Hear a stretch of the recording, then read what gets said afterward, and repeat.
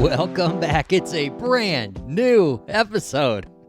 This is Laugh With Me, a podcast with Jeremy Odem. I'm your host.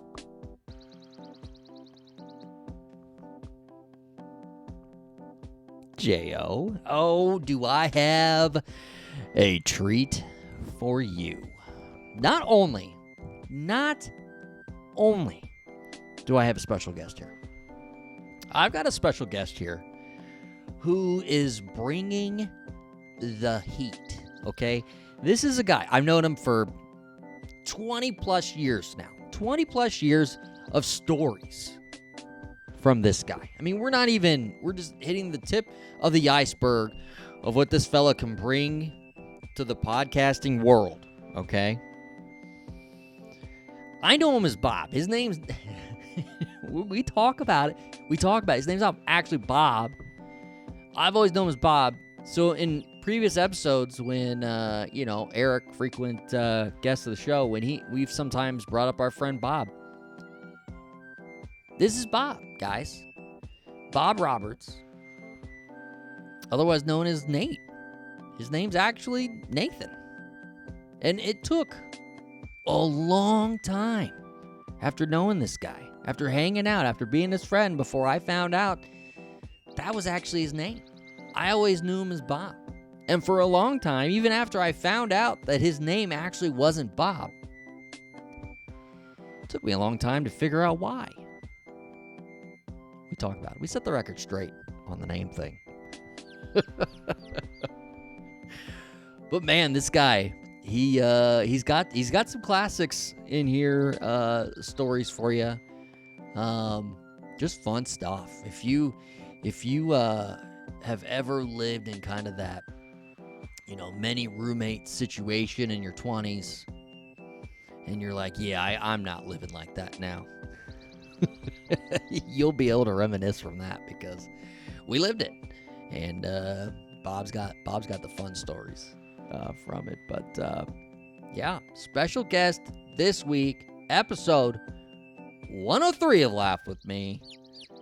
Johnny, please welcome Nathan Bob Roberts.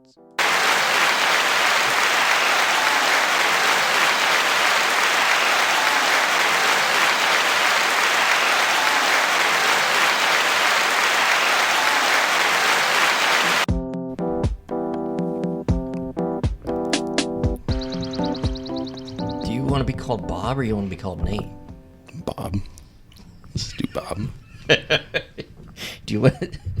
So I'm here with my friend Bob. But your name's not Bob. So will you tell us why we call you Bob? Yeah, sure. So A long time ago, in a little town in Iowa called Missouri Valley, I had some good friends, and they just started calling me Bob for no apparent reason because my name is Roberts. And then when we came to Omaha and acquired even more friends, they already had a friend named Nate. We had a Nate, yeah. And then so the Bob just name kind of stuck. We've been kind of lucky with only having a friend with one name, not having many multiples. I don't know if there was ever I don't remember there being a situation where we just would unfriend somebody because we already had one. Yeah, no, I don't think so. But what's hilarious about being called Bob all the time is people new to the circle, they get confused as shit. Yeah. They're like, I thought your name was Nate, and everyone's calling you Bob. In fact, great story. So we have this friend who worked at a bank once. Oh, that is funny. And so I went, because I needed a bank account. So I went to his bank because he was really, I don't know if he was trying to upsell everything to get in a bank account. So I'm like, yeah, sure, sign me up. I need a bank account. The bank was convenient. It was in Walmart, so you're there all the time. So I'm like, yeah, sign me up for a bank account. So I went in, and he set up the account, and everything was good. I went back to put money in it, and I endorsed the check that I was depositing from work, Nathan Roberts, because that's my name. Yep. And they're like, that's not your name. We can't put this money in your account. And I'm like, well, why not? They're like, that's not the name on the account. And I'm like, well, shit, what could it be? And I'm like, I bet it's Bob. And sure enough, they opened the account as Bob Roberts. That's awesome. And also the same guy, we were in a fantasy football league, with those with his dad for a long time. Yeah. And that fantasy league was awesome. So it was literally like some old dudes and then like us. Yeah. And there was a room dividing us both. So us versus them. Well, it was a split. There was a living room and there's a kitchen. And then there's like an open window there was and a an hallway. Open window, yeah. So we could see in there. Yeah. And you know, what was great about that league is that we had a really good chance of winning it because they all were awful at football. It was draft. bad. Like one year, someone drafted Brett Favre and Percy Harvin back to back after both were concussed for a long time. And so I won that league like a couple of times. And like they were old school. They sent like a check. And like my winnings check one year was made out to Bob. Yeah. Again, it was hard to cash.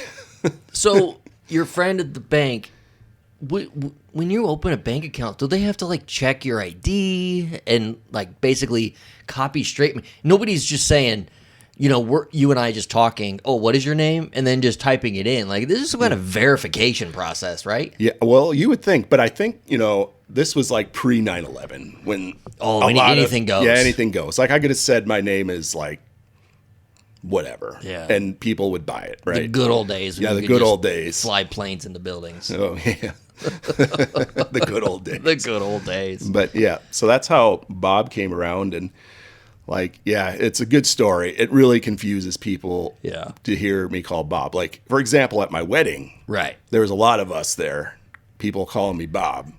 And a lot of relatives were like, who's Bob? You live like two lives? Who are you? like, do you have an alter ego or something? And maybe it is. I know from my perspective, your wedding was different for myself as well because I've only known you as Bob. Then you get into a situation where you've got, the other people of your life and they're calling you Nate or Nathan, you know. And not only that, I've always known Bob as this kind of quiet, reserved guy, picks his points and when he talks, with precision and not somebody who's outgoing and smiley. And like, I've never known that guy, right? But then at your wedding, you were just the most social and outgoing guy and everybody's calling you Nate. And I'm like, who is this guy? Like, I don't even know this guy. Bob's somewhere else.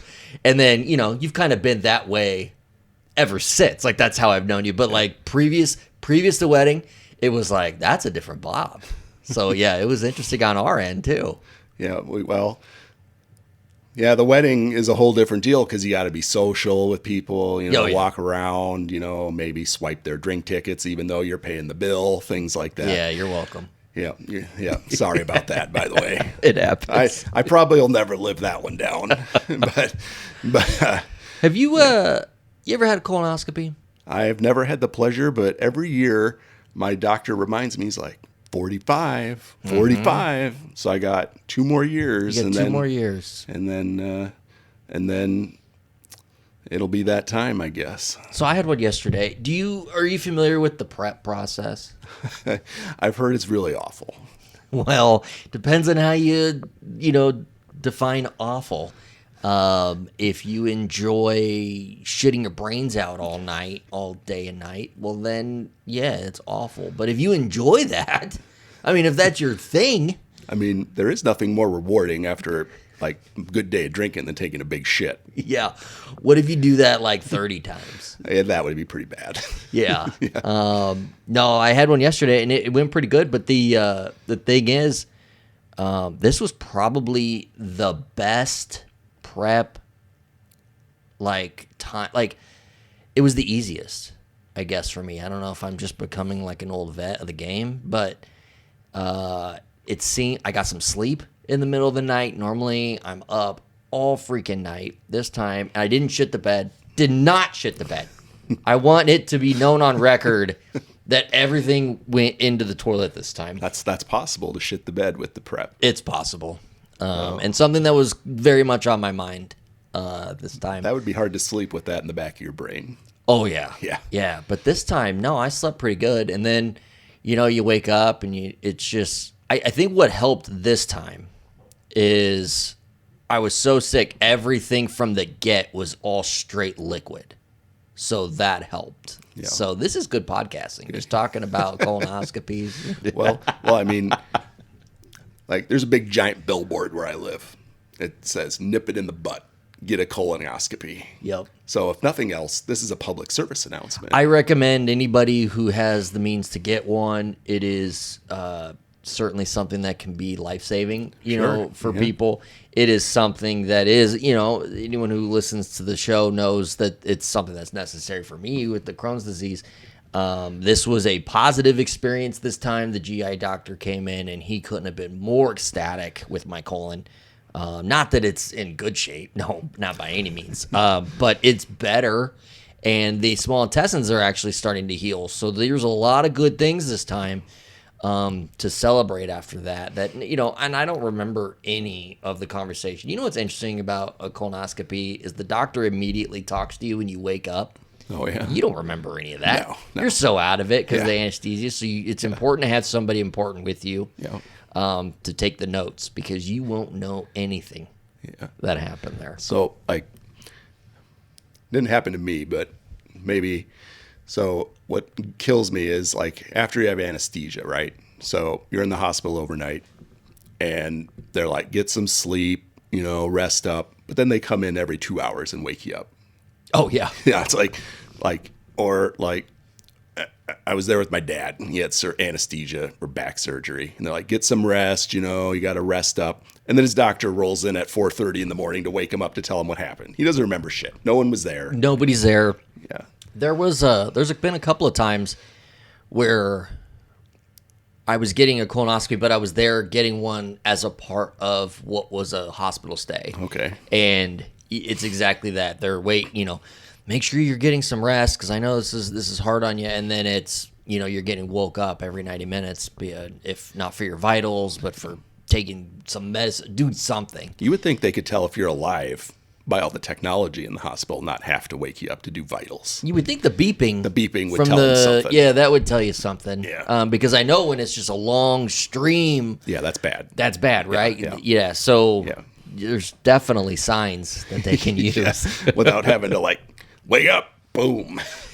Yeah, and the bracelet that says my name and birthday might be enough so that they don't have to wake me up and get verification. But no, they need to wake me up and ask me what my name and birth date is. And a lot of times in a daze in the middle of the night, I don't know who I am. Yeah. How are you supposed to just look at the bracelet? I mean, even in regular sleep. I don't know who I am. Yeah, I always, I disclaimer, my son's old enough to know, understand things, right? I say, I don't own anything I might tell you if you wake me up out of a deep sleep. Exactly. And a lot of times, I don't even know they come in. I got woke up this morning from somebody who was opening my store, calling to ask if so-and-so had called into work. I don't know. I was sleeping. You tell me if she's coming in. Are they there? Know. Yeah, is she there? If she's not, you're going to want to call her. I have no idea. You just woke me up. I have no idea. Yeah. Let me check my phone. But getting back to your point, it's a rough deal getting woke up. It's a rough deal. But I'm glad that everything is moving up for you. Yeah, things are good. Yeah. Things are getting better. Yeah. So one of the things that I was excited about when you were like, yeah, I'll come on the show. One of the things I was really excited about was the early, when you and I first met. And I couldn't even tell you what year that was, but it was probably early 2000s. Yeah, I think so. Maybe in that range. Yep. You lived in Council Bluffs. Yep. And you lived with at least a couple of our friends, right? In the friend group. Yep. But you lived at, what was, all right, without telling us the nickname of the place you lived, what was it actually called? Because I don't even remember what it was actually called Park Wild. Park Wild. Yeah. Okay. But to think about Park Wild, right? You have to go back to another apartment complex in Council Bluffs to learn how we landed at Park Wild. Oh, so there was one previous to that. Tell me about that, because I never went to that. So yeah, well, I didn't either. Oh, okay. And there's a good story as to why. Okay, so just for context, I lived at home my first year of college and commuted into Omaha. Which is about how long? It's about 20 minutes. Oh, that's not bad. Yeah. But then after that, I'm like, all right, let's stake out on our own, right? Three little pigs, get your sack and walk down the road to make your own way in the world. So I had two friends from Missouri Valley, this small town where I live, both of them went to Iowa Western in Council Bluffs. Hey, me too. Yeah. And, well, I should rephrase that. They both were enrolled at Iowa Western. They didn't and go. one actually went to Iowa Western. Okay. Yeah. Yeah. But he's good now. Yeah. So things we grow up and learn, I guess. But so anyway, we were looking for apartments, and we really couldn't afford very much. We couldn't afford to pay very much. So my one friend found this complex right off of the interstate. I don't remember the name of it. So I'm like, all right. I went there, looked at it, looked like an apartment. I didn't really know what I was doing. So we put our money down, like for a deposit. And my mom and dad wanted to see it, right? Because they wanted to know when we were going to live. So they drove into this complex. Did they call you Baby Bob? No. Okay. Yeah. All right. Just checking. They might call me dumbass after seeing this apartment complex. That's fair. Yeah. That's so they came home, and we already put our money down, right? So we're committed to this apartment. Yeah. So those were the days pre-cell phone, so they get back home and they're like, you're not allowed to live there. We did some checking with the Council Bluffs police. And police. Yeah. Because the crime rate in that complex is astronomical. So this was 2001, right? So for a 2-bedroom apartment, it was going to be $450 a month. Well, that's amazing. Should have. I mean, I was like, sign me up. Yeah, 100%. I'm seeing ones for $800 a month. This sounds like a good deal. Yeah. I was always taught, take the good deal. But apparently you might have gotten murdered at this place. So the art of the deal. yeah. So the art of the deal for sure. So my mom and dad are like, you're not allowed to live there. In fact, so I'm like, all right. So I called them up to try to get our deposit back. Well, they weren't giving us our money back. They're like, you committed. I'm like, all right. So I told my mom and dad that, and they're like, well, all right, we'll give you everyone's money back so you don't live there. They paid us not to live there. in order to not live there. Yeah. Incredible. Yeah. So then my dad had heard about Park Wild. All right. So now we're at Park Wild looking for a place. So this is people I know from Missouri Valley who are living there. So Park Wild is really incredible. So Council Bluffs has lots of hills in it, right? Mm-hmm. So you go to get to Park Wild. It's kind of like a triangular type geography. On one side of the triangle is the Council Bluffs jail. So okay. Sounds about right. And then the other side, train yard. Mm-hmm.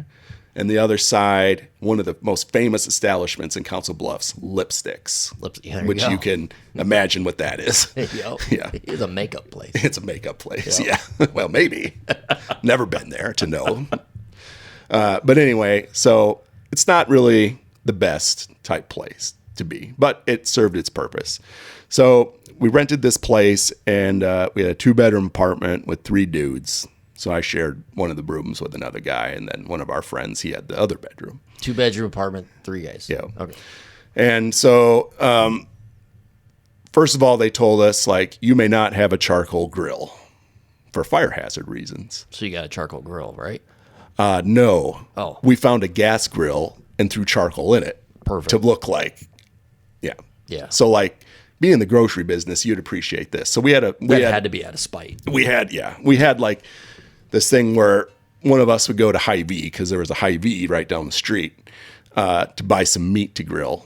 Now we're not buying the New York strips or the ribeyes. We buy fucking top round, cut with a chainsaw steak. So friend is look at how big this is. And it only costs 50 cents. I'm like, that is going to be awful. And so anyway, that kind of starts. It's only going to take 30 minutes to grill. Yeah.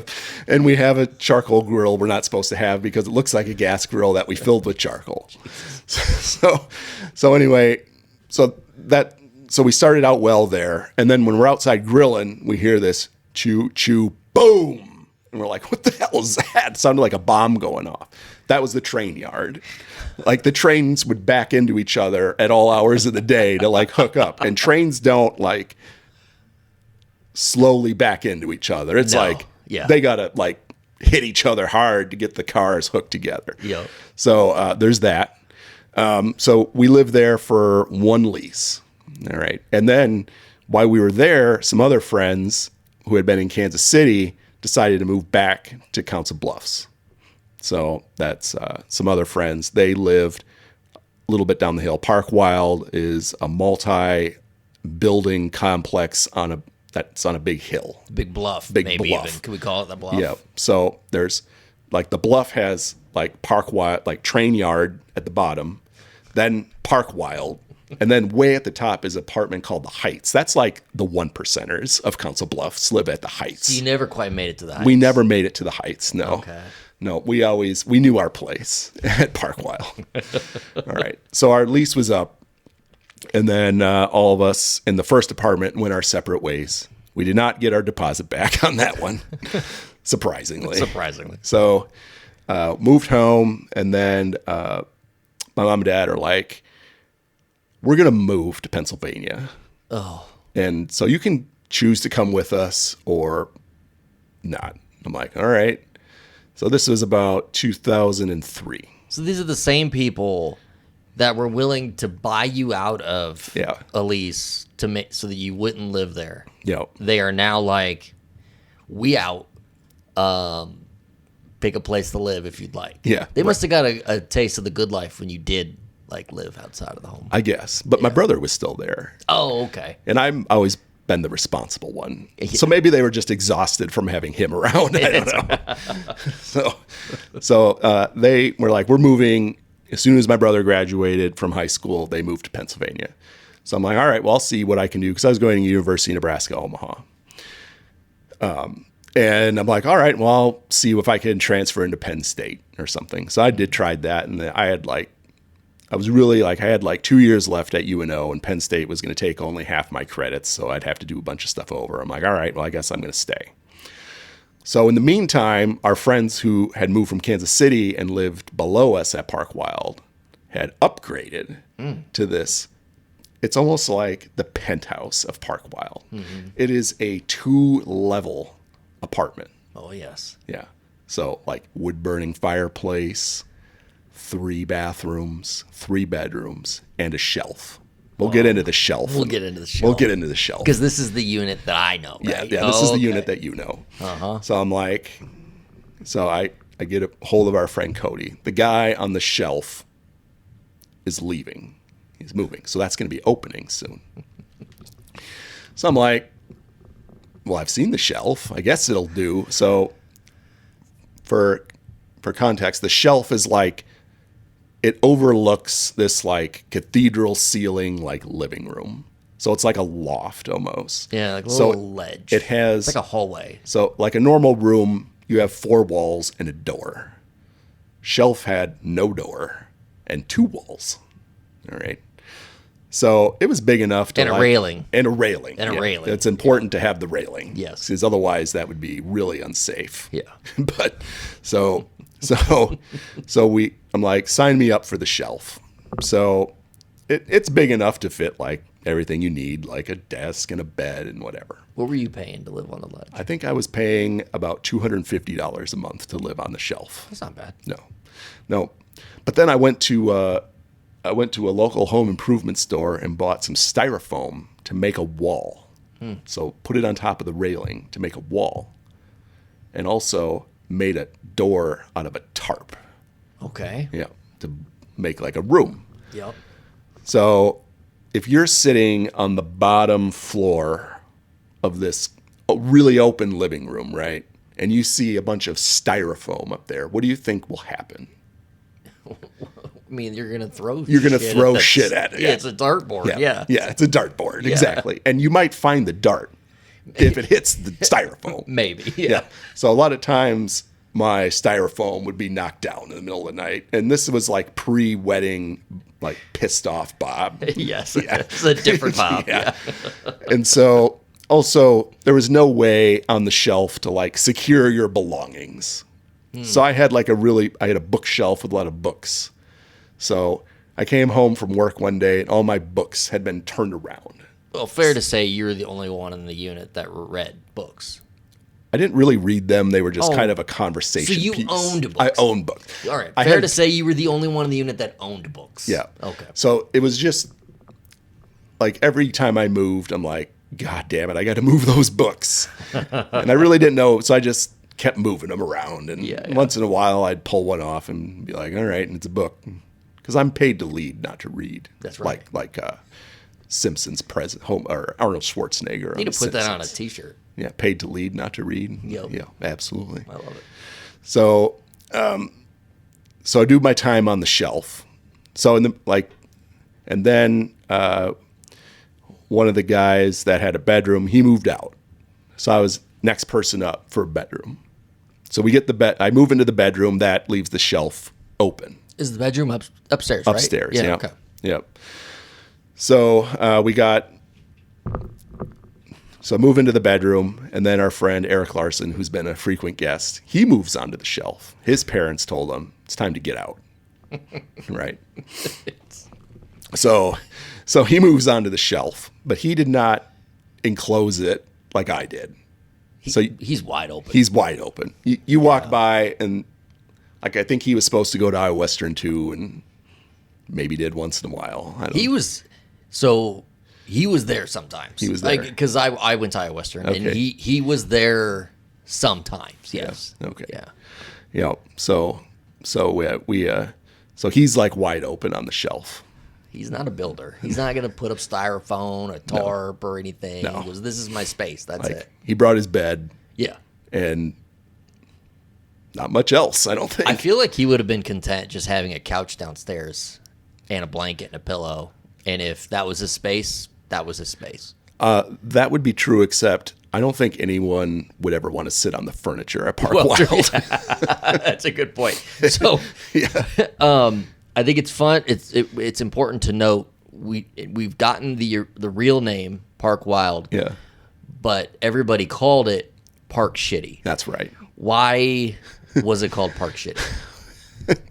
Well, I think it was a combination of things. I mean, even though it was an upgrade from that first apartment that my mom and dad told us we weren't living at and gave us our money back. Yeah. We weren't exactly at the heights. Right. Right. So, I mean, some people had their cars broke into at Park Wild, so there was still crime. Yeah, of course. Yeah. It's an apartment complex. An apartment There's complex. Always going to be crime, no matter where you're at. And it's right by the prison. So what are the prisoners going to do when they get out? They're going to go break into shit. But what about the ones who break out of prison? Where do you think they're going to hide? Well, they're going up those hills. Exactly. And you're not going to go to the heights. No. They got security. Exactly. So you stop at Park Shitty. It makes sense. Yeah. And then also why we called it Park Shitty was just the condition of our apartment. So but it was you guys. Yeah. You guys made it. Well, the conditions of it this way. Yeah, that's right. So there was usually about 4 people. So we had one bedroom downstairs, which was Cody's. Yeah, that's and the main. The main master bedroom. It had an attached bathroom, and like that was like top shelf accommodation. Correct. Right. And then upstairs, 2 bedrooms, and then the shelf. But then sometimes we'd have somebody's girlfriend living with us randomly, which cost us a lot of money to have her around. For food costs, water costs. And pay-per-view costs. Pay-per-view costs. Yeah, she was an odd duck. and then we had for a while we had a badminton net in the living room. I don't remember that. That would have been fun. Yeah, we played badminton. And then, when you jump and yell, the people underneath you are going to get pissed. So that was something I didn't really... All right. This is like a classic, just a bunch of single guys living in an apartment and turning into a frat house. Yeah. I don't remember you guys living above anybody, but I don't know how you guys didn't get kicked out, because that would make a lot of sense that the people below you would hate you. Right. So the badminton net was early on in my tenure when I lived on the shelf. And then the person in the Ritz-Carlton bedroom, Cody, he decided to get a treadmill. Jeez. So he decided to be fit for a while. Yeah. So he got his treadmill. For a while. And first of all, we had to haul thing up like 4 flights of stairs to this like apartment. And then like people underneath you in an apartment are not going to appreciate you having a treadmill. No. Because they're going to hear like boom, boom, boom, boom. Constantly. So the treadmill went away too.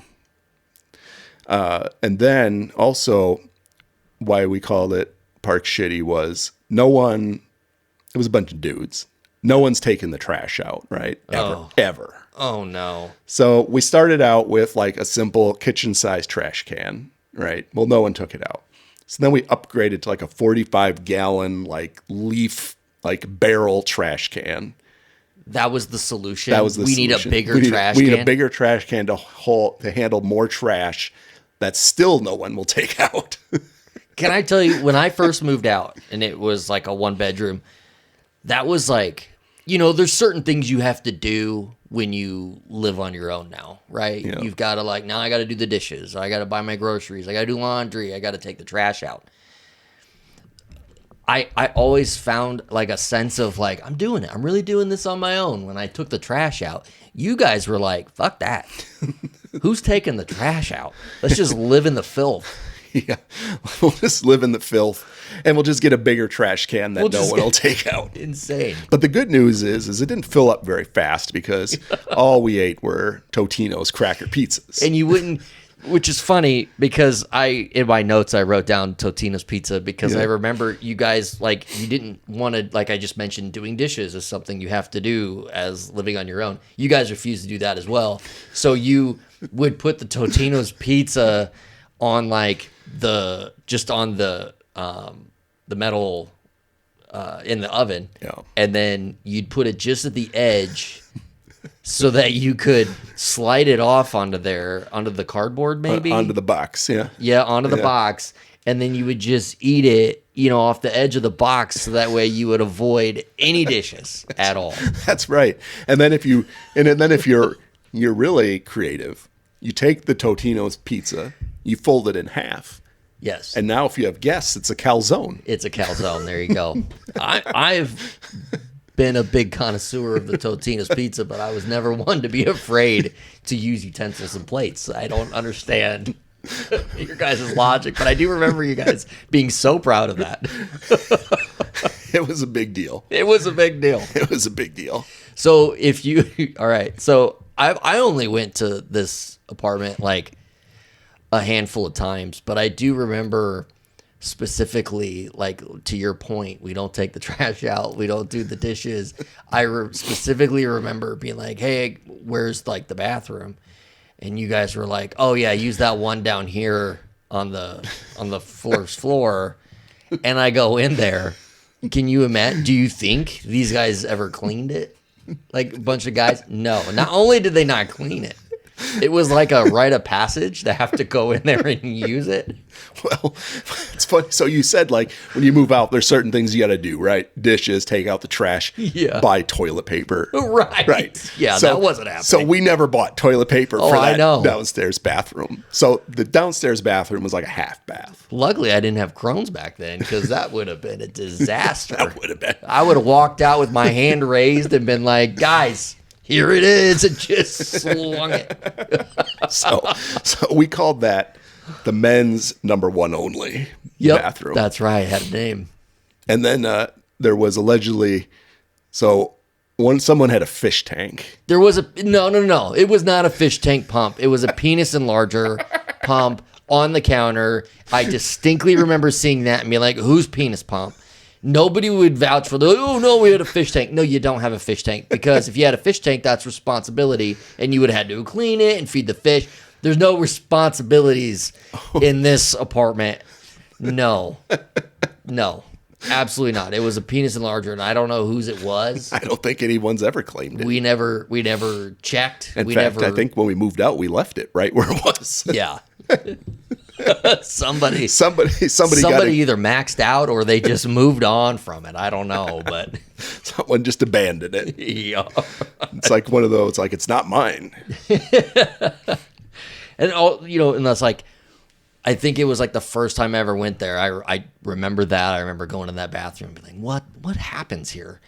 And then Cody, this was like one of the few times, or one of the first times I met Cody, and he locked himself in his room, and he was chugging this like gallon of orange juice filled with vodka. I think maybe he was going through a breakup or something. Yeah. But he was going through it. I know that. So we all had a great time out in the main like living space. But yeah, he was like chugging this big gallon of OJ. I think that was one of the times that the roommate's girlfriend bought us something, used our pay-per-view. She did order the pay-per-view. Yeah. which was fun. Yeah. But no, I can't imagine why Cody ended up with like stomach issues is he's chugging gallons of orange juice and vodka. Fuck Bacardi. And just wild. And then he chugs it. And then one of our friends, maybe Grant, opens the door. Yeah. And Cody chucks his cup. Yes. And we didn't have like the best neighbors. No. So the cup hits the door. And they get pissed. Like they come out, they're gonna they want to fight Cody for hitting their door. Well, yeah. And Cody's like, obviously he's drunk. He's drunk, yeah. But luckily we had the mediator. One of our roommates went over there and calmed him down, the neighbor, and then he's like, all right, went back in. But yeah, so it's no wonder, I never thought of that. That maybe that's the precursor for Cody's problems too. It's gotta be. Another time I went over there, it was like during the day. I'm sure I was just like picking Eric up or something, but he's up on his shelf, and there's like this. He's chucking pennies down from the railing. He's just chucking pennies at people. Why was that a thing? Like, why were pennies just being chucked like around that apartment? That's a good question. So Eric had no wall, right? So, and he was up there, and all of a sudden, like you would just see like two fingers come over the edge, and you knew that a penny was going to get chucked in your face. So he had it was like an ice cream pail full of pennies. Like imagine what he could have bought with that. Yeah, at least a candy bar or two. At least. And that was like pre-inflation days. He probably got 3 candy bars. Oh, yeah, 3 for $1 easy. Yeah, easy. We're not talking like $2.50 today for a candy bar. This was like the good old days. The tariff on candy now is just wild. It's insane. But be that as it may. So, yeah. And then once we got enough pennies, so he had the high ground up there. Yeah. So that's like always what you want to have in battle, high ground. But battle, why is there battle? Like, why is he up there with an ice cream bucket of pennies? What's he defending? He has nothing but a bed and a pillow. I have no idea. I don't know. It was just one of those legends of Park Wild, the penny wars. Of my entire life, that was one of the moments that I felt the most unsafe. Like I'm just standing down there, he's chucking pennies, and I'm like, what is happening in this place? Park Shitty is living up to its name. It's living up to its reputation. Yes, it is.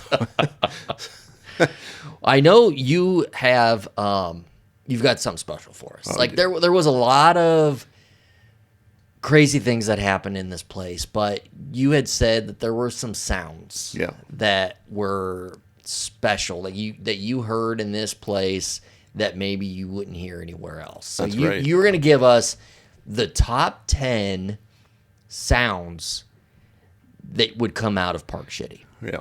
So how do you want to do this? Do you want to start at number 10? Do you want and work your way up? How do you want to do this? Let's do it top 10 style. We're going to do it top 10 style. So we're style. going to start with 10 and go to 1. Johnny's going to give us the drum roll. Let's go. All right. So number 10, that ain't no fucking otter. No fucking otter? Yeah. So remember our crazy neighbors that came out pissed when Cody hit the door. Someone should have called the cops. I was really worried for their safety in that apartment, and we just didn't want to get involved. Sure. So they were loud, lots of yelling, kids. Did they have kids? I think they had kids. Okay. And you could hear their TV, so they were watching some animal show, and all of a sudden you just hear them the guy yell, "That ain't no fucking otter." And we're just like, so we were like, for half a second, we were like concerned about the welfare of whoever was watching this said program. Correct. But then we went back to our lives pretty quickly. Why not? Yeah. So that's number 10. That's no fucking otter. That's no fucking otter. Incredible. And then, number 9 was one of the kind of myths at Park Shitty is you pick up your mail, because we got mail there. But there was somebody, Cody, who never picked up his mail. And the place is in his name. The place is in his name. He's like number 1 on the list. So of all the people who should be checking their mail. Yeah, it's Cody. So he never picked up his mail. So this was like even predated me at Park Shitty. Yeah. So one of the people decided we're gonna put his mail in between the mattress and the box spring of his bed, since he never picks it up. Okay. So Classic. eventually, like, this went on for like 2 years. No way. Yeah. So like successive, like, people who lived on the shelf had come and gone, they were Right. all in on it. Right. In fact, we started putting our own mail under his mattress. Well, yeah, why wouldn't you? So he's like, eventually he's like, "Bob, this bed is so uncomfortable, I can't sleep on it anymore." So he sleeps on the floor. Like, he moves to sleeping on the floor. Right. But so eventually, remember, he got a treadmill. Yeah. So the treadmill had to go where he was sleeping on the floor. So he had to move back to his bed. You guys did not own a vacuum. No. Okay, I'm just thinking about this floor. Yeah, it's not the best thing to sleep on. Correct. Okay. Yeah. So one one morning we hear like this. So this is the noise we hear. And we're like, what the hell is that? We go downstairs, and Cody is on the floor, up against his treadmill, still on his mattress, but the mattress is no longer on the box spring because there was so much mail in between the mattress and the box spring, it had slid off. So that's number 9. So did he? Is that when he found out about all the? Yeah. Then he's like, "What the hell, Bob?" And I'm like, "Hey, this is going on for like 2 years." Like, he had like Pottery Barn ads from like 2002. Did he not appreciate the prank? Or was I think he mad? I think he did. But okay. So this leads in. Prank. This leads into the next sound, number 8. Yes. Which is, oh shit, we're gonna burn this fucker down, because there was so much mail, like, in his room, like he had to get rid of it, right? So ordinarily, you would like, after you've discovered the prank and learned that you should probably pick up your mail, Yeah. you would like bag it up and throw it in the recycling. I think even though this is like 2002, we did recycle. You guys refused to take out the trash. Yeah. But you recycled. Well, You were good citizens. Well, yeah, we tried. So instead of like taking the mail to the recycling or garbage, like one would do, like now that we're responsible, Yeah. we're like, that's too much work. Right. We got this wood burning fireplace. Oh, no. So like, let's burn the mail in the fireplace. No. So You did not. So we load up the fireplace with like a lot of mail, paper, maybe even, I'm sure there was like some plastic with like the little windows that are on the envelopes. Just chucked it all in the fireplace, lit it up. And that's this is where some of Council Bluffs' greatest minds. This is right here.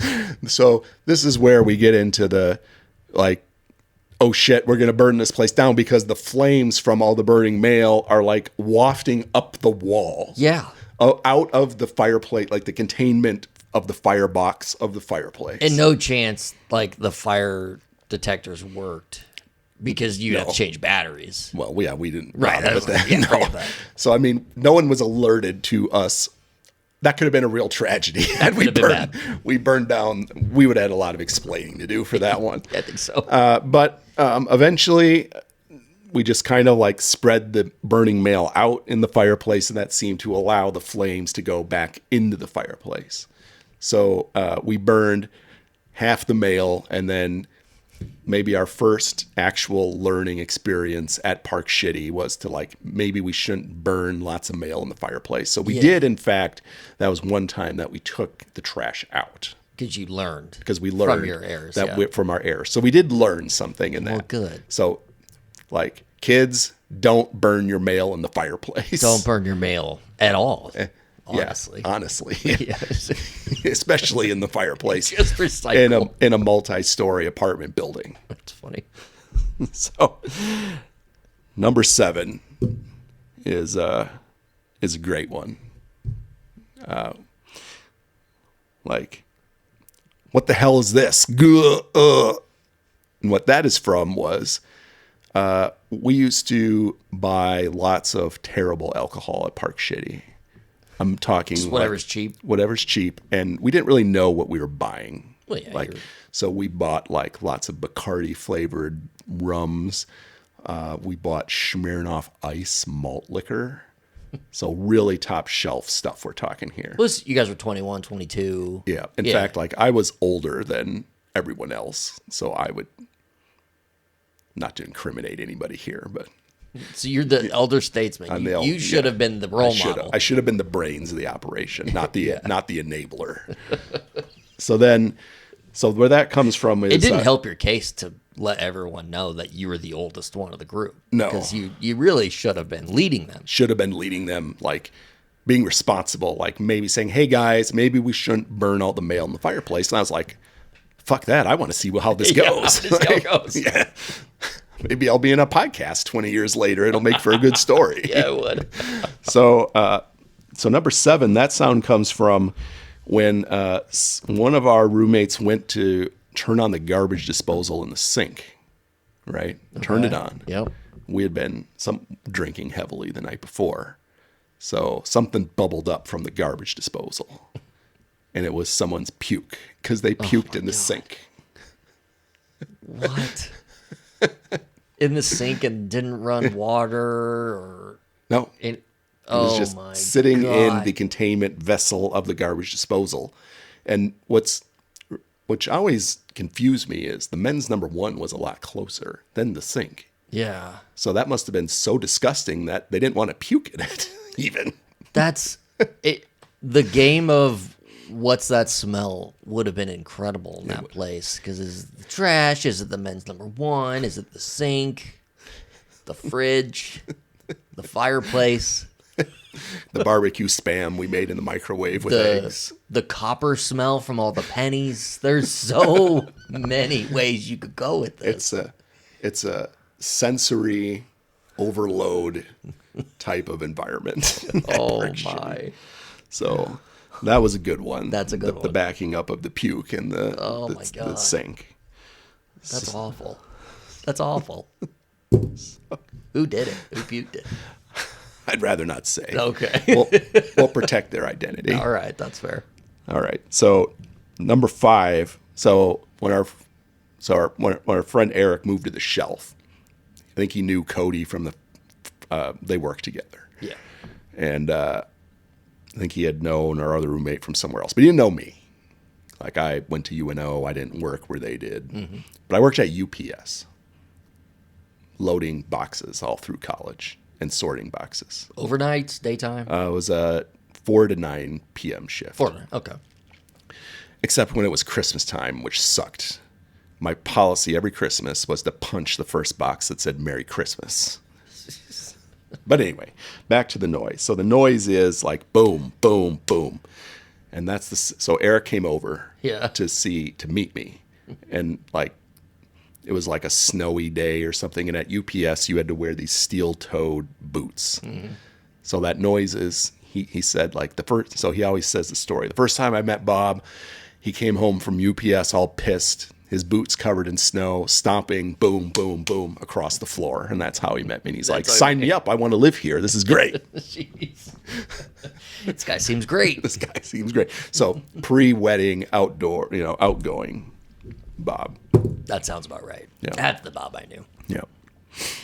So number 4 is, what the hell happened to my pop? So we had people like that would stay over, right? and they'd go to the store and get soda and chips and different things. And the soda would get mixed with with booze usually. Sure. And this guy had a bag of jalapeno chips, so a little spicy. And I think he ate the whole bag in one sitting. So his mouth was really. He needed something to drink. Yeah. So he had a 2 liter of Mountain Dew on the floor, but when he opened it, there was no fizz. Like, it was flat. Okay. Yeah. But that didn't stop him from drinking it. 100%. But he was kind of pissed that his pop was flat. Yeah. But what he doesn't maybe not know is that when he wasn't there, Yeah. it was me. Like, I'd shake up his pop Oh, and no. open it up and let all the carbonation out, so his pop was flat. The pranks are great. It is. That's a good one. That is a good one. Especially after you've consumed a whole bag of jalapeno chips. That's a good prank. The mail, those are good pranks. And then number 3, goddamn birds. I'm assuming it had. Please tell me it's not anything to do with birds inside the unit. No. Okay. Well, all right. well, in a sense, yes, but not in a sense, no.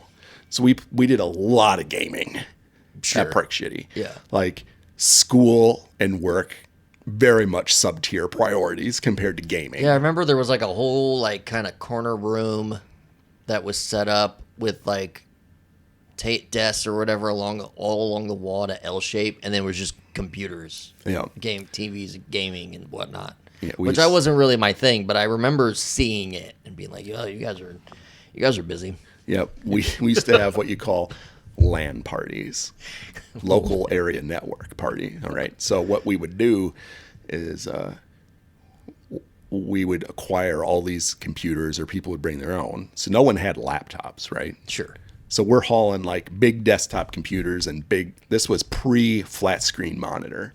So everyone's hauling up their like 19-inch CRT monitor that weighs like 50 pounds up the stairs at Park Shitty.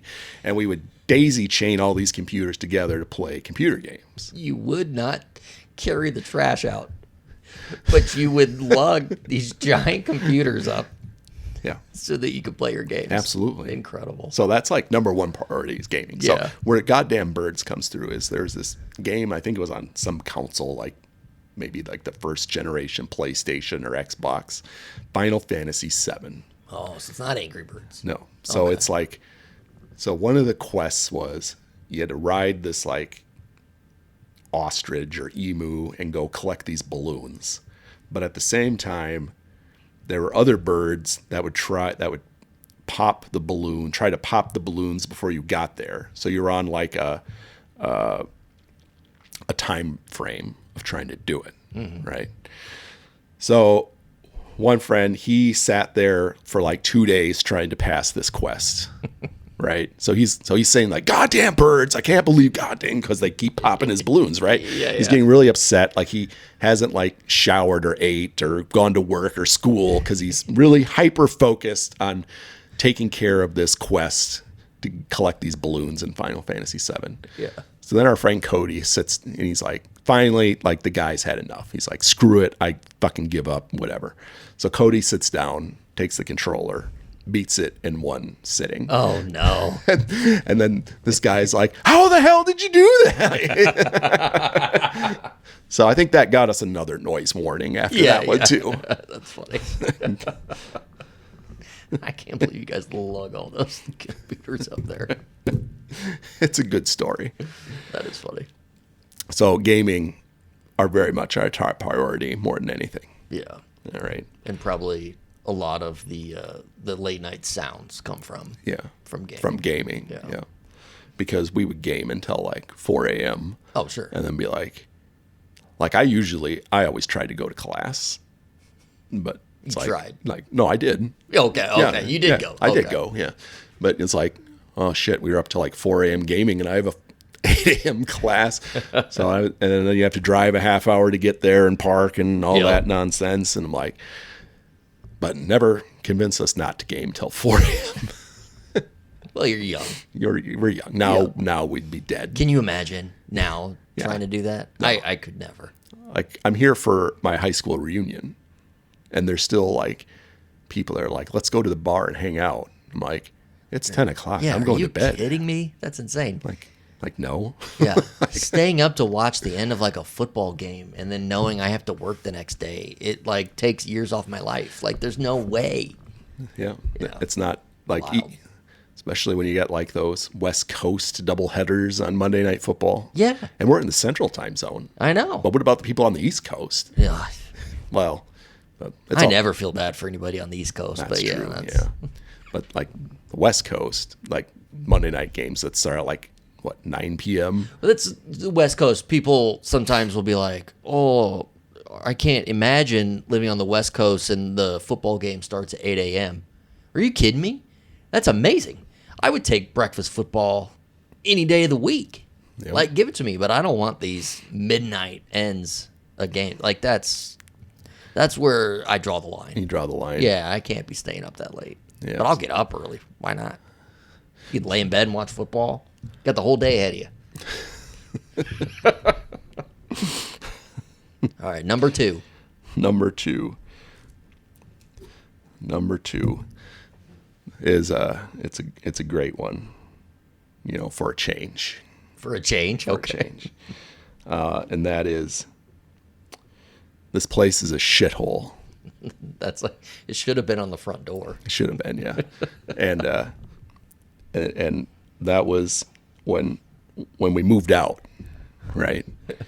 We were moving into a house that one of our friends bought. Yep. So his dad was there helping us move out. And he walks in and he says, Jeez. "This place is a shithole." Yep. And I said to him, "You should have seen it before we cleaned for 2 weeks." Yeah. Did you get the deposit back? So that's a good story. Okay. So actually we did. And the reason we did, Wild. how we did it is when we moved in, or this was so Cody handled this. And they said, "Well, yeah, you can move in, but we want to like change out the carpet like they do in between tenants." And Cody's like, "No. Just leave the carpet, like the old carpet, Yeah. with the understanding we will get our deposit back at the end." Good call. You'll switch the carpet after we're out of here. Yeah. That's a smart move. That is a smart move. Yeah. So at the end, we did actually buy a vacuum. To clean, to try to get the But it was like one of those old vacuums that use the bag. Yeah. But we didn't buy any bags. So of course the vacuum bag filled up in with 30 seconds with 3 years of dust because Yeah. no one ever vacuumed. Like the carpet actually changed color after we vacuumed because of the dust. I believe it. Yeah. All the soot from the mail, I can't imagine the stuff in the air in that place. Wild. So number one, Johnny, drum roll. All right, number one. What are you going to do with those goldfish? So we were talking about the fish tank. There actually was a fish tank. There was a fish tank. Yeah, Okay. And it had a piranha in it. And they used to feed them goldfish. Okay. So we were walking in with our sack of goldfish for the piranha, and somebody in our building is like, "What are you going to do with those goldfish?" And I think we told her, "We're going to boil them and serve them over rice." Oh no. So we're making good. We're making good. We're making good inroads with our neighbors. Yeah. I think they were pretty happy to see us go. Anybody? So you had you guys were up there. You had the neighbor across from you. Was there any other anybody on the side of you, or was it basically just you and the one across from you, and then the one under you? Yeah. Okay. So yeah, there was. So the one side of the building, there was nobody. It was just the building, and then there was the people next to us, the people who we should have intervened with the police and just minded our own business. And then there was the people underneath us that complained about the badminton and the trampoline, the treadmill. Treadmill. Yeah. A trampoline would have been something. That would have been. You actually had room to do one. We inside. could have. We should. Yeah. How come we should go back and rent that place? Yeah, In that's fact, awesome. a few years ago, I saw the complex was for sale. Oh. Like the entire complex because it had been foreclosed on. Yeah. No surprise. I'm like, we should buy it and host the draft there. That would be great. It could be the draft venue. Holy. That was a great top 10. I do want to point out, I've never seen this before. You had asked for a notebook so you could have your top 10. Yeah. You literally wrote on the notebook the numbers 1 through 10, and that's it. So you were checking off, going down the list, each one you were doing. But most people would have a little note of what is at 4, what is at 3. Not Bob. No. You just have the numbers 1 through 10 just to keep you on track. That's right. That's it. That's it. That's incredible. Yeah. Never seen anything like it. I always feel like I do my best work without prep for anything. There you go. That's incredible. So maybe I'll show up to my colonoscopy with no prep. No, oh Jesus. They will kick you out. I will tell you, they will kick you out. Not this time, but the time before when I went, because you're not really supposed to eat the day before. And well, I say you're not really supposed to. You're not supposed to, okay? This is not a guideline of maybe you could eat a little bit. No, there's no eating. I did. I had dinner. I was hungry. I had a steak dinner. Here I am thinking I'm going to load up and then I'm going to go through it. Maybe that's why this time seems so much easier now in hindsight, because I didn't eat this time. Anyways, I ate a steak dinner. The next morning I go in and they're like, hey, when's the last time you ate? And I'm like, well, I had dinner last night. And they're like, what? What do you mean? What did you eat? I'm like, a nice New York strip. They're like, no, you did not. Yes, I did. They definitely were prepared to kick me out of there without going through the procedure. And I'm like, guys, I went through the prep. Everything's clear. I'm good. Let's go. And they're like, no, this is going to be up to the doctor. And I'm like, okay, let's talk to the doctor. The doctor gave it a go because, everything was still in line with where I should be at the end of the prep. It's not like, he's still shooting bullets out there. Like, it wasn't that case. So, but yeah, I guess now that I really say it out loud, not eating, I think, is probably the way to go, because that was an easy night of prep. Don't eat. Don't eat. Don't eat. Don't eat. Then you won't shit the bed. One story I do want to hear from you, because I don't know that you and I have really talked about it too much, but it's a medical emergency that you went through in your life. You went traveling overseas, right? Was it in Europe? Yeah, Czech Republic. Yeah, because you're very worldly. Like, you enjoy other cultures and I don't know. I'm not. So for me to say other countries, like, I don't know. What do you say? You like to travel? Is that, I guess, the way to say it? Yeah. You ended up with a hole in your leg? Yeah, and my back. And your back? Yeah. How? So this is an interesting story. So before I traveled, we rented a pontoon boat on something called Fremont Lake here in Nebraska. Okay. And I'm from Minnesota, so I'm used to pristine, crystal blue, clear lakes. This is not that at all. Top tier lakes of the world. This is not that at all. So we're like, there's a lake, it's hot, we're on a pontoon. So we start jumping off of it, like swimming and stuff, right? Mm-hmm. So then that was like a few days before I left. So it's time to leave. I got this little sore on my leg when I get on the plane. And I'm like, this is weird. Whatever. Yeah. By the time we land in the Czech Republic, my foot won't fit in my shoe. Like, it's so swollen. Whoa. So I'm like, well, this is odd and somewhat alarming, right? So then I'm like, baby, it'll go away, right? It's one of those things that maybe if you just ignore it, it'll go away eventually. Yeah. It certainly did not go away. I tried that with the Crohn's, and that didn't work. Yeah, it's like, I'm not going to acknowledge this. It'll go away. Like, I'm not going to deal with this. I'm here to travel, right? So so eventually, like, I couldn't tie my shoe. So I finally had to tell somebody, like, I think I might have a problem here. Yeah. And by that time, that little sore on my leg turned out to be like a big gaping hole in my leg. Oh my. So when you're in the Czech Republic, so I told like our leader, they're like, all right, well, we'll bring you to the doctor. So when they bring you to the doctor, it's like you go to like the private like clinic that people go if they have an ear infection or a sore throat, not a big gaping hole in your leg, right? So we get there, and the person there was like, spoke really good English, right? She's like, holy shit, you got to go to the hospital. You have a problem. I'm like, what?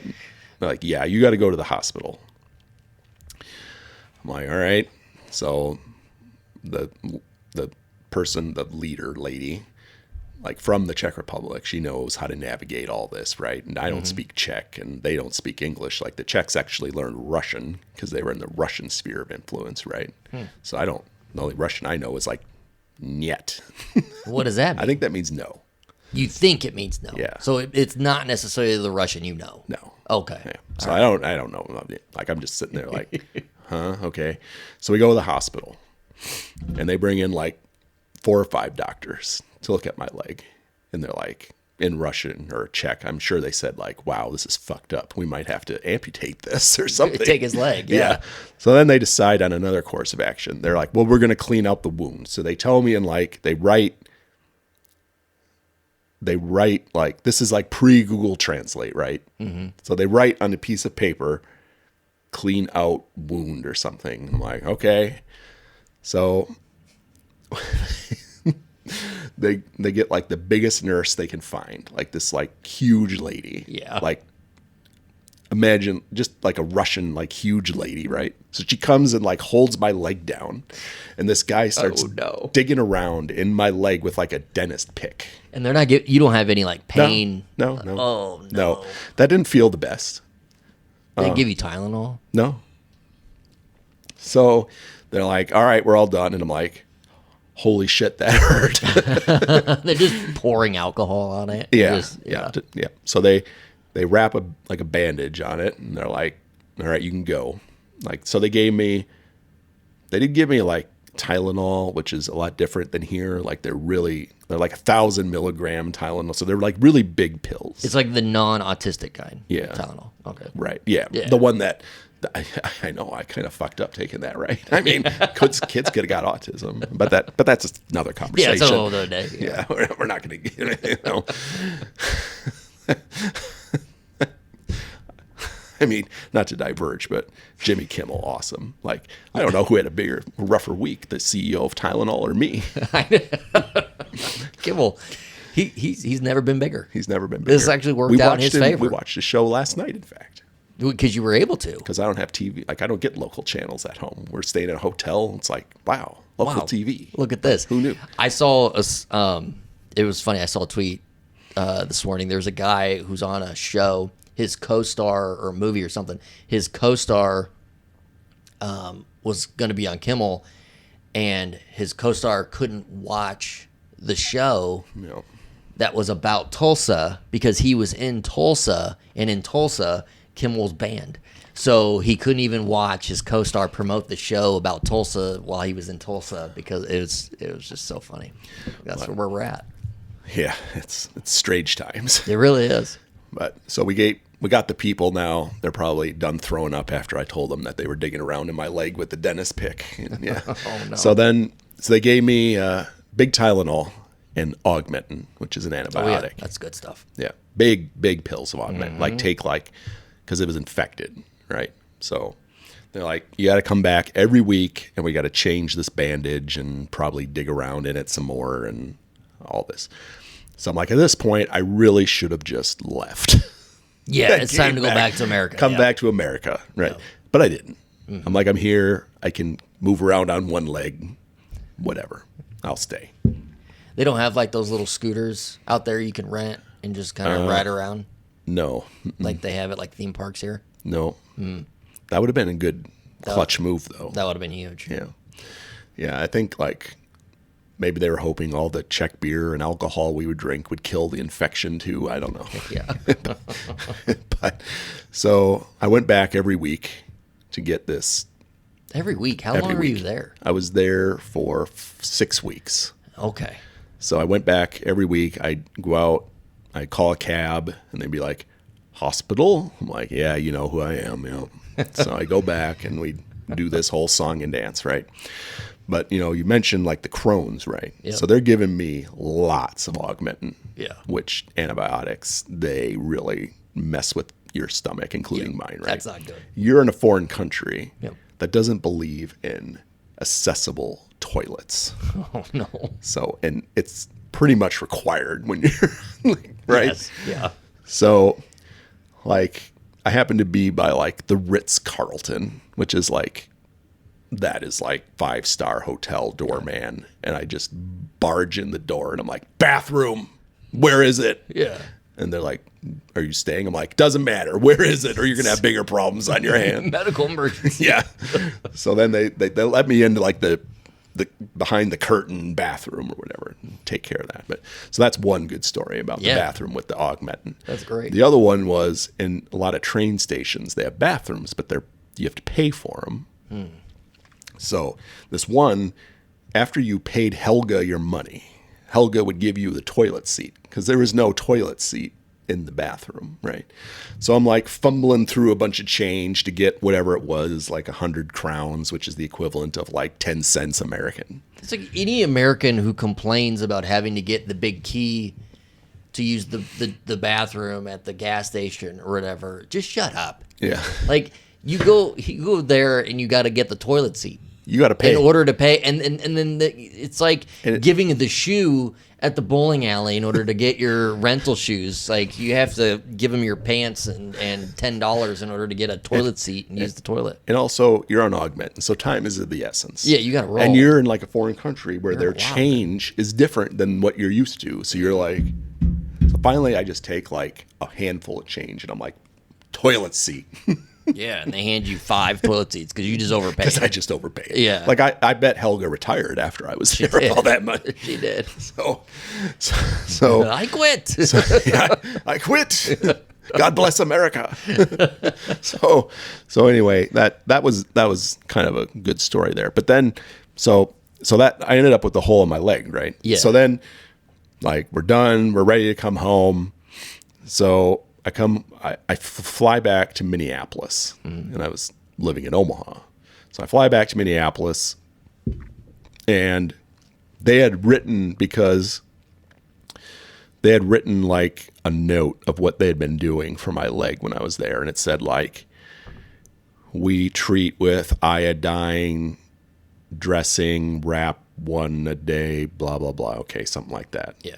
Okay. So that's all the information I got from them, like about what was happening. So I go to like urgent care or something in Minneapolis, and they're like, yeah, this is a problem here. And in the meantime, I developed like a sore on my back. Because it's spreading. Yeah. Well, it's not. So they never. So anyway, yeah. So it might be spreading. It might be something else. Who knows what the hell's going on? So then I come back to Omaha. My dad meets me off the plane, and he's like, wow, you really look like shit because. You probably lost a lot of weight. Yeah, so like the Augmentin, right? Anything you eat doesn't process. So I think I dropped like 50 pounds while I was there. Jeez. Like I really should have come home. Like kids, if you ever have a hole in your leg in another country, like go back to America. Yeah. So then we go to like my doctor in Missouri Valley where we had been living. And he's like, yeah, you got to go to like med center wound care specialist for like people who have wounds that don't heal. I'm like, all right. So we go there, we get all set up. I hand them the note of like where they were saying we've been changing this with iodine bandages. And they're like, holy shit, we haven't used that since 1950 in America.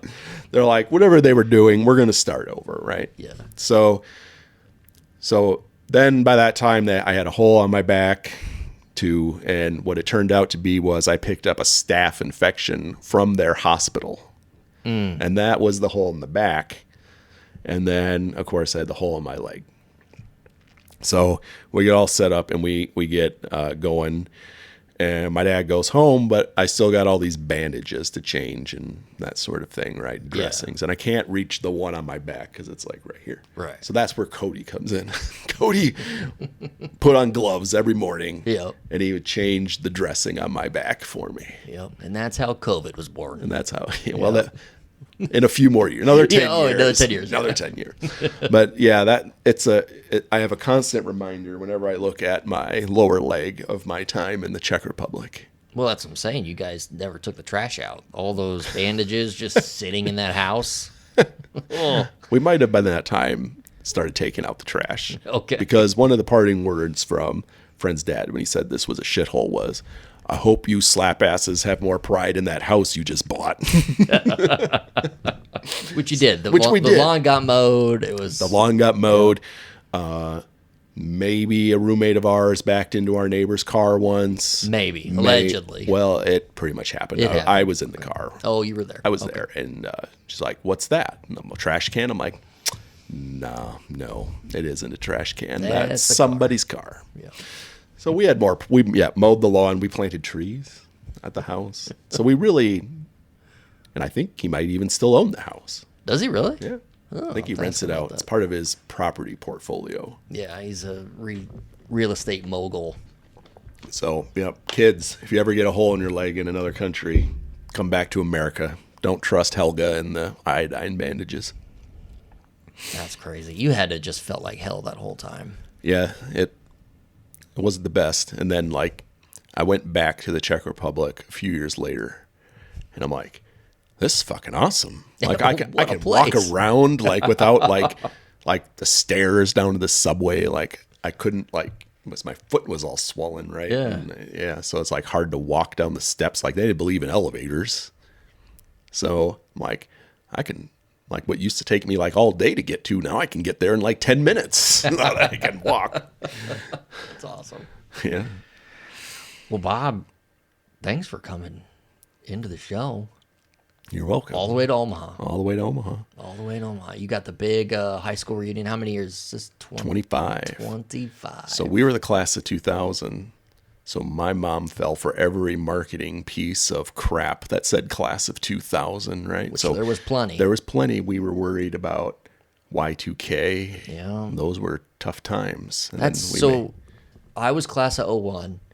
So we lived through Columbine. Yeah. We lived through Y2K. Well, you lucked out. Well, I guess I was in college too for 9/11. Is it safe to say you lucked out on missing 9/11? Can you say that? We all lived it, right? Hashtag never forget. I mean, yeah, we were there. You all remember where we were on 9/11. I was on.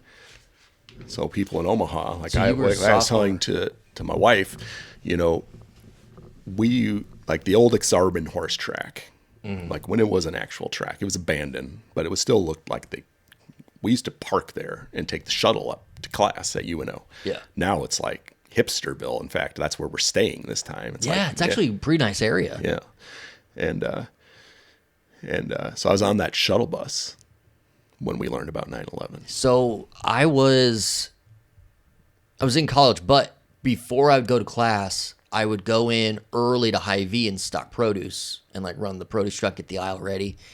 So I'm in there stocking produce, and the produce manager's running around like crazy, and he's like, they hit the World Trade Center. And I'm like, I don't even know what the World Trade Center is. I don't know what you're talking about. And then he's just like, oh my God, it's crazy. So he's locked in on whatever is going on in the world. And I'm like, I got to go to class. So then I leave, go to class. Well, I'm at iWestern, but I'm also part of the radio station there. Yeah. So I walk in, and it's just madness in the radio station because they're having to do news coverage instead of rock alternative music. And all the classes got canceled. So I'm like, all right, guess I'll go home for the day. Still not fully understanding what's happening. So then I'm driving home into Omaha, and it's all the radio stations are just news. And I'm like, this is wild. So then I go home and turn on TV, and sure enough, something much bigger than what's going on in my world's happening. And, but yeah, now every year I try to, because this hashtag never forget, right? We're never going to forget what happened on U.S. soil. So every year when we come up to September 11th, I like to make sure my kids remember what happened. And now they think that it's like my favorite holiday. And I'm like, guys, this is not a holiday. This is a day to remember. A lot of people died. And they're like, yeah, you just seem way too excited about it. And I'm like, come on. What are we doing here? And then right after 9/11, we had the anthrax attacks. We had the anthrax. So like I was working at UPS, right? So naturally we were. Oh, that was a big deal for you. you. We were kind of worried about anthrax. Yeah. But, UPS cared a lot about us. They're like, we got to keep working even with the anthrax to show people we're not scared. I'm like, okay. Okay.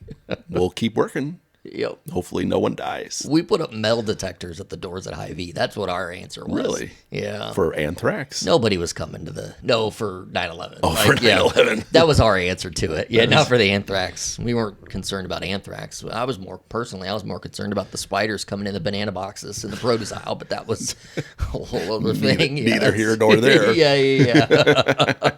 So we're both in the same fantasy football league. Yeah. It's something that if you listen to the show, Eric and I have talked about it many times. We've talked about this league and just kind of the shenanigans of it.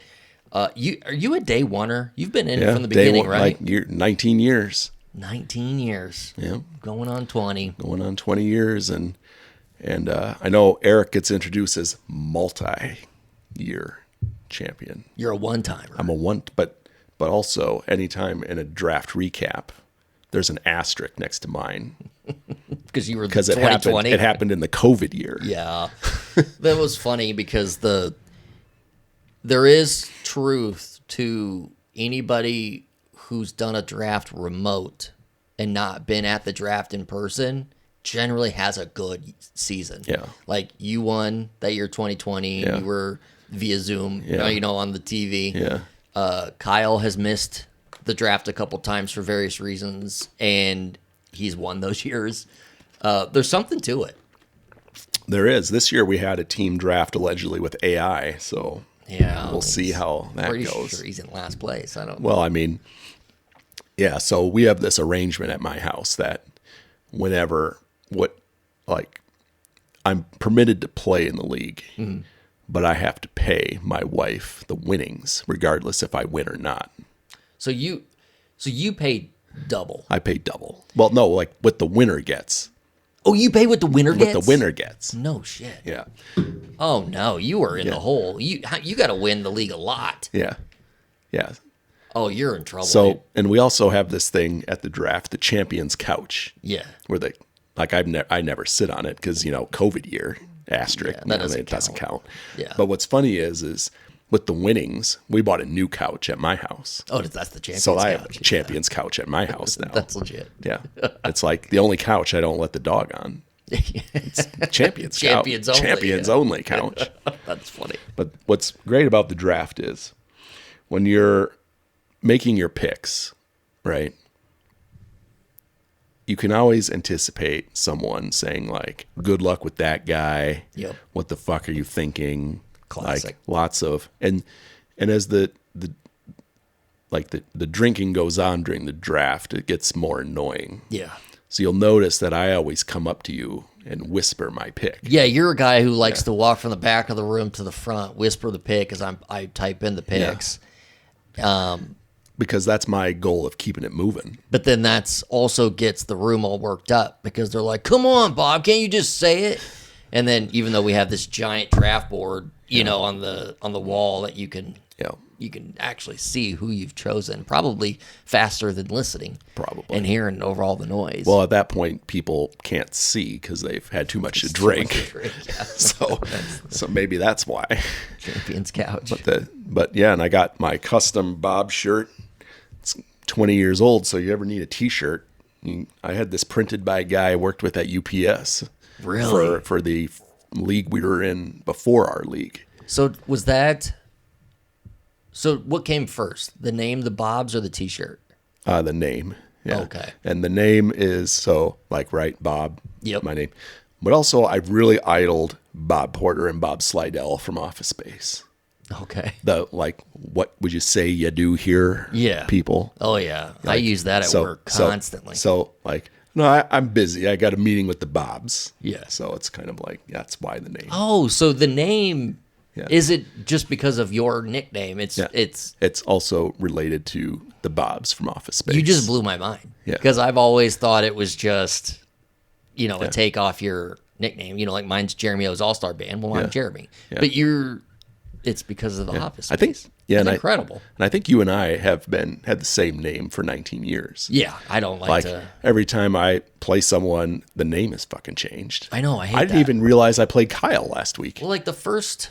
And Basically, COVID ruined everything because we were pretty consistent with the names all the way up until COVID. Yeah. And then for whatever reason, and I don't know if it's the COVID brain that people got from getting it, but Brain they fog. started changing their names. Yeah, every week. Every week, it's a mess. I don't know who's who. I just, Like- I continue to set my lineup and hope to win, but that's. ordinarily, like, I would usually talk a lot of shit to Kyle during the week and then lose to him. So it was ineffective shit talking. Yeah, sure. But my Minnesota Vikings had a 30-point week in defense. Yeah. So I managed to beat him this year. And I never heard from him all week. He's had a busy week. He was then- in Washington, D.C. this week. Oh, he was? He was. He was on one of those honor flights. Oh. Not because he's a vet. Yeah. He was a chaperone. He was a part of a deal where they took a whole plane load of vets to D.C. to check out all the memorials. It was pretty cool. Really? Yeah. But he's had a busy week. Well, all right. I'll give him a pass. No, don't give him a pass. Don't give him a pass. That. Yeah. No. But so I sent him like a text after I realized that I had beat it was him because you can see like the people's name under their name, right? But you have I'm to like, look. Like Kyle, I didn't realize I played you. He's like, yeah, my team sucks and fuck off, and like Johnny would beep him, right? Yeah, exactly. So I guess he's pretty depressed with his team, but Well, and he was at that game. He was at the Vikings. Oh, he Bengals was? Game. Yes, he was. He took his two sons, and they were just had the worst time.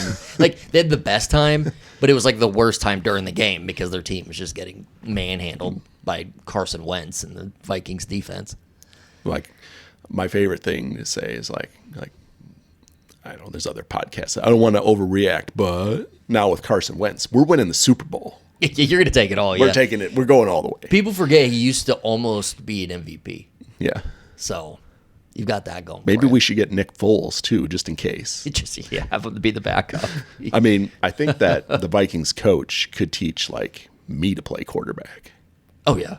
I mean, I can't throw very far. He's a guru. Yeah. He'll take a guy off the street 2 days worth of practice and they'll be able to go out and lead your team to a win. What was that guy's? The Pastronaut. Yeah. And he's like, well, number 18 is going to run straight, like on the play call. Number whatever is going to run an out. Just throw it to 18, Justin Jefferson. just chuck it. chuck it down the field. He'll Yep. get it.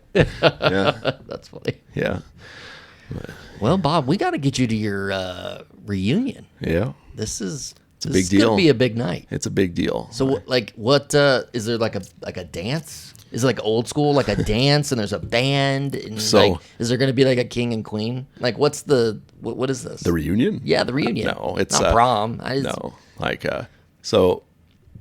The death of small town America has come to Missouri Valley, Iowa. There's like no venues to go to. So what we're doing is we're going to the country club. Okay. And allegedly we might have food. It's the end of the season, so we'll see. We might have cracker pizza. I don't know. You're prepared for that. Well, and I'll show everyone how to eat it off the box, and their mind will be blown. Eat a protein bar or something ahead of it, just in case. Just in case. And I bet they'll have, since it's small town, they'll have lots of Busch Light. Oh, of course. Of course. It's Iowa. But I imagine we'll just be standing around talking. Yeah. But Well, good. but we'll see. Went to the football game last night. Never heard the band. They never scored a touchdown. Smoked. Never scored. They got smoked. But hey, I mean, when you're defeated, there's always nowhere to go but up. Nowhere to go but up. Well, make sure to tell them to listen to this episode. I will. Okay. Maybe we can use it as some motivation. Maybe you guys can pipe it in and you can just play it at the reunion. At the reunion. At the country club. There you go. Yeah. This will be great. We'll maybe we will. Yeah. You're like, this is impossible. But it is also Iowa, so it's possible they don't have broadband internet. Yeah, that's It hasn't come there yet. making fun of Iowa never gets old. It never does. It never gets old. It's like them in South Dakota. I can make fun of them all day. Oh yeah. I mean, what does South Dakota have? Mount Rushmore. Yeah, it was like really cool things to look at. But that's what's, about it. My favorite, though, I think, is North Dakota because they have so little in their state. If you see their tourism commercials, it's just people dancing around a fire. And it says, legendary North Dakota, home of Eric Larson. Did you know you can play blackjack in the bars there? I did not. You can. Like charity gambling? Yes. Wow. That's exactly what it is. So it's like $2 a hand blackjack? Yeah. It's Is there incredible. a max? Like the Boy Scouts of America running the table or something. Well, that might be a way to make money for the Boy There you Scouts go. of America. Yeah.